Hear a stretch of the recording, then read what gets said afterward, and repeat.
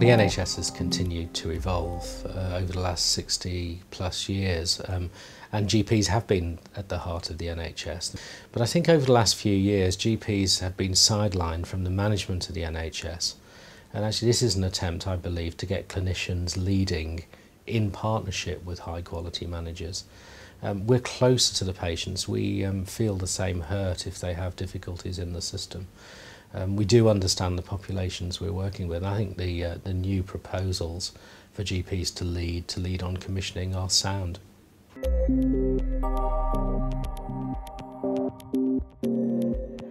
I think it's really important that patients have a choice of which GP they go to see. There have been issues over the last number of years where some practices have closed their boundaries, closed their list to patients, and they've not had a real choice between individual GPs or practices.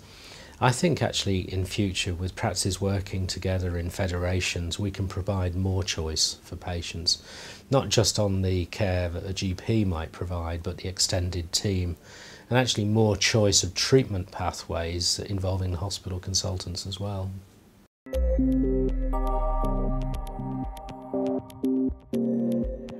Patients should have a choice of GP. They should work with their GP about a choice of which way they go from a treatment point of view. So if they want to have a hernia repair, they will probably want to look at the outcome measures, infection rates, successes, where they're going to have that surgery done. But if they're acutely ill, you need a hospital there ready to sort them out if they need hospital care. So choice means different things to different people, and at different times when people are ill, it also means different things as well. The constant is the GP there as a navigator, as a guide, as a supporter, as a partner of the patient.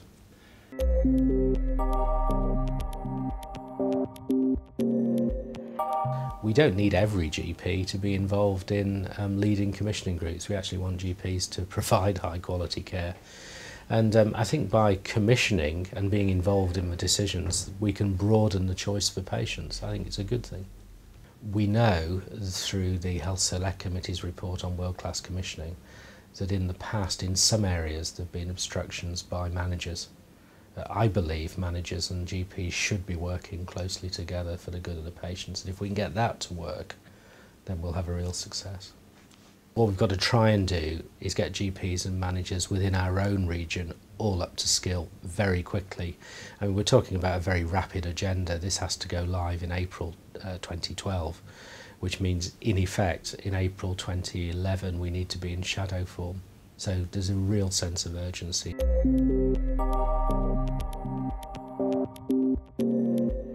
To have a blunt target of 48 hours access, I don't think has done anyone a good service, and has actually really deprofessionalised what we're trying to do. On the other hand, GPs will need to raise their game where access has not been good. We do need to look and be very brave at how we provide clinical contact in different ways.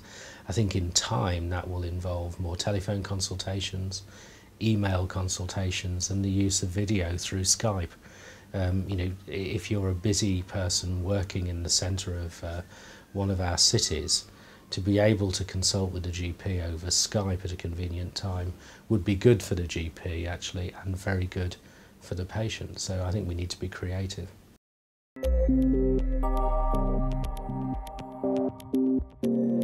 Now in general practice, because we're all human beings, there will be the odd GP that works outside whatever framework we have.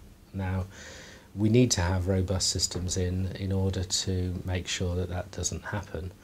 The problem is when one does fall foul, whether it's a clinical issue or whether it's a financial issue, that tends to be good news for the newspapers, and we've been working very closely with the papers to try and put good news stories in there, because that's the overwhelming majority of things that happen. But I think if there is an issue with an individual doctor, we just need to put our hands up and say, well, you know, this is wrong. We need to be strong in the press that the behaviour is wrong. The vast majority don't behave like this, and actually then move on.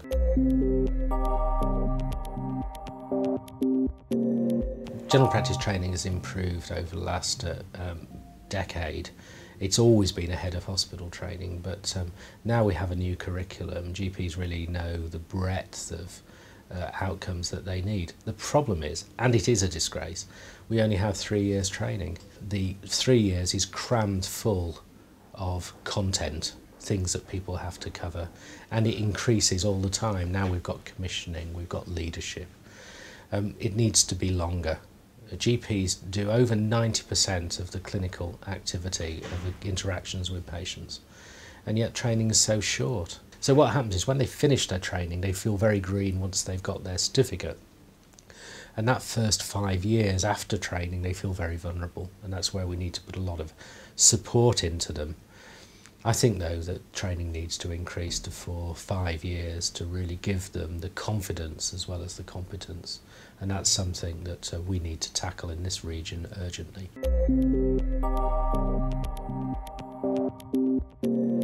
I think there's a tremendous opportunity, particularly with the developments in public health, to really produce a coordinated social media, social networking environment across the whole region.